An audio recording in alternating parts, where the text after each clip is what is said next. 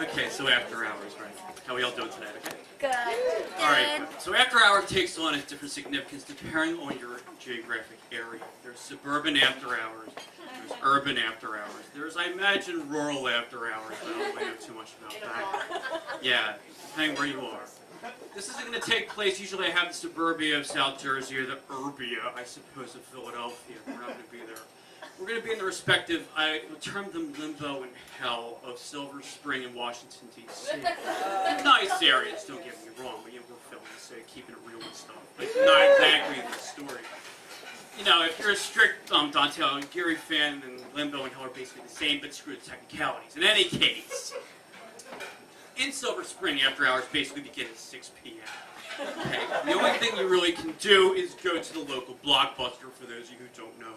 Blockbuster was a place once before red box totalitarianism, where you could go and fraternize, and believe me, I know this from Silver Spring, because everyone was basically there, and you could rent the films of choice, old and new, and you could go to the cashier and fraternize, etc. The only thing you could really do, the sexiest James Bond explosion thing you could do, was basically play free association mindfuck, and basically rent 3 different films with similar sounding titles and try to psych out the cashier.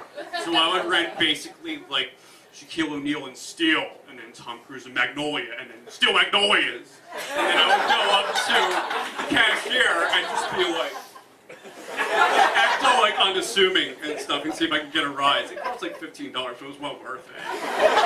It never really did work though. I tried once again with Collateral with Tom Cruise again. It was not Tom Cruise, a free association mindfuck. I don't know what it was. And then Juliet Binoche, Damage, a great film. And then Collateral Damage, but it didn't exactly work. I'll come back to that later. In any case, I kind of grew a little weary of this. I knew there was a whole life out there. Kind of like Truman Show. Like, I knew there was a life out there, so I went to the hell that was DC, basically. And after hours there is like unleaded after hours. It starts at like 1 a.m., whatever, right? So I went there, and it was my first year of law school at the time. And you know, the thing that law students do basically is they either play basketball or get drunk, or play basketball while drunk. So I was basically cutting my teeth on alcohol at the time. It was basically a Kate Chopin kind of awakening of alcohol, more or less. I had, for those of you who know, I had nothing less than one night than beer, bourbon, vodka, and rum, basically. And any, basically, self-respecting organism, single cell or otherwise, that has become an adult organism has to cut teeth on alcohol and drink, as far as I know, fire-based shots. You can't call yourself an adult organism until you do this. So they have Prairie Fire, Dragon Fire, Jägermeister, whatever the hell it is. Other kinds of fire, I don't know what it is.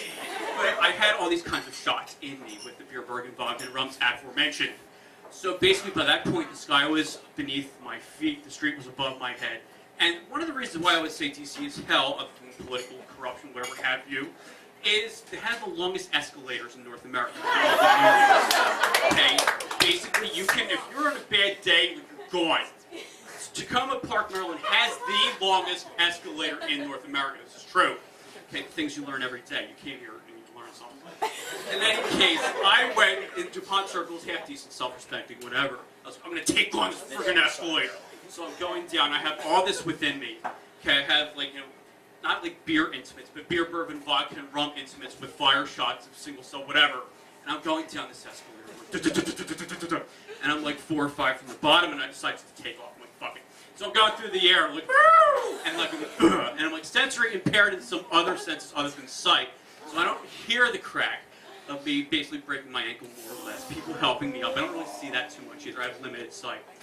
So I'm helped to the metro, okay, the infamous metro, ferries you through help. Basically, and this girl helps me out. And I guess at some point, like, I should have talked with her more, I should have had some repartee or something like that.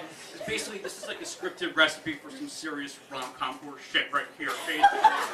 Like, this is like Tom Cruise multiplied by Meg Ryan divided by Julia Roberts, some crap, I don't know. So, like, we're going through, but it never happened, so I was just too shy and too traumatized physically.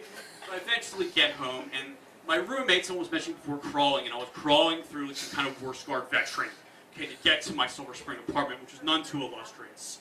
But I eventually made it back, and I realized at that point, yes, there is, again, urban after hours, suburban after hours. I kind of want to stick to suburban, although these days, what that would consist of is going to basically the red box.